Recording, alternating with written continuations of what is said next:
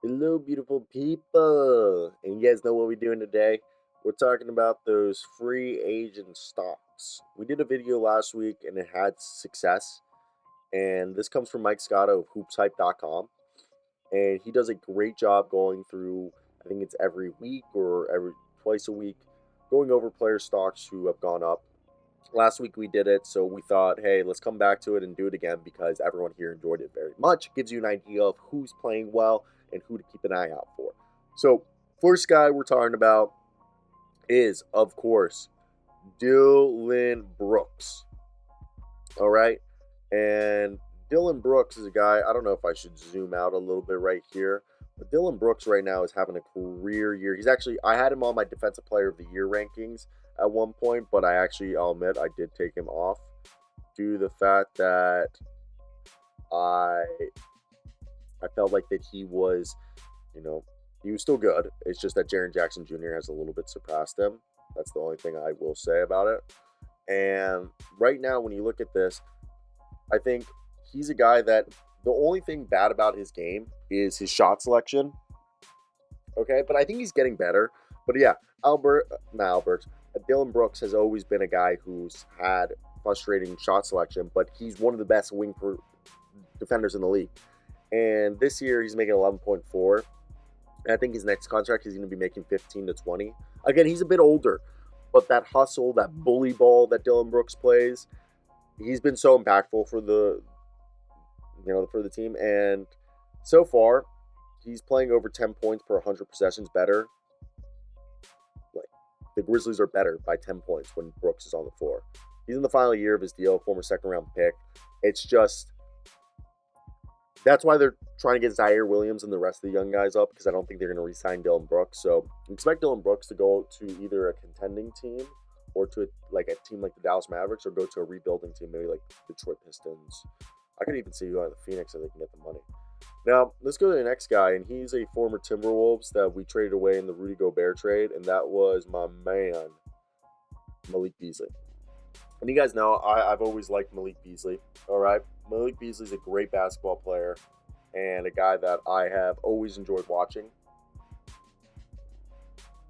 But the thing with Malik Beasley is he literally okay. So I've said this before. We didn't draft. The Cavaliers drafted Ochai Agbaji.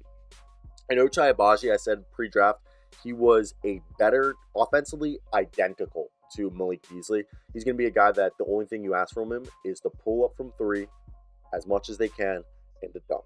Don't do any types of shots. That's what Malik Beasley is.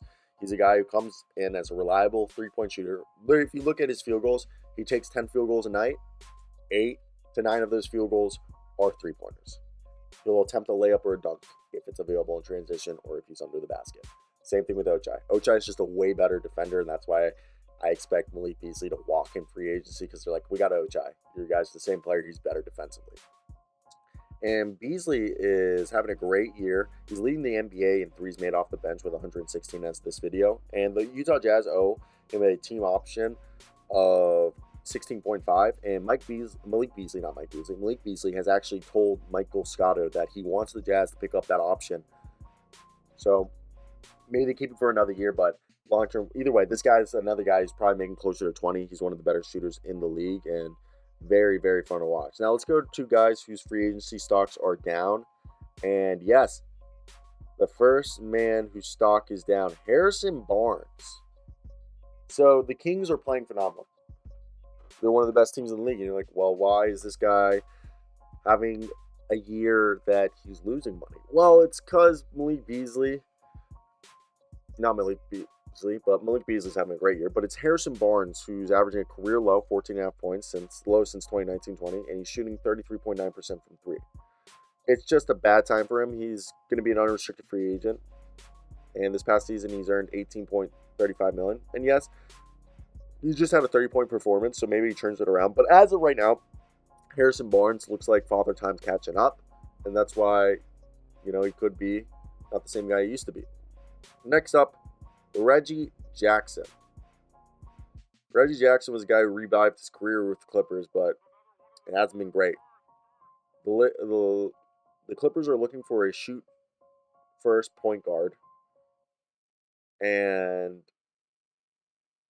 this is just because over the last 6 games, Jackson has averaged 5.7 points while shooting 30%.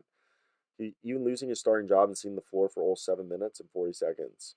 Jackson's a restricted free agent, and obviously someone that probably will attract teams, but it's been a rough year. So let me hear your thoughts. What you guys think of that latest free agents up and down. Bye.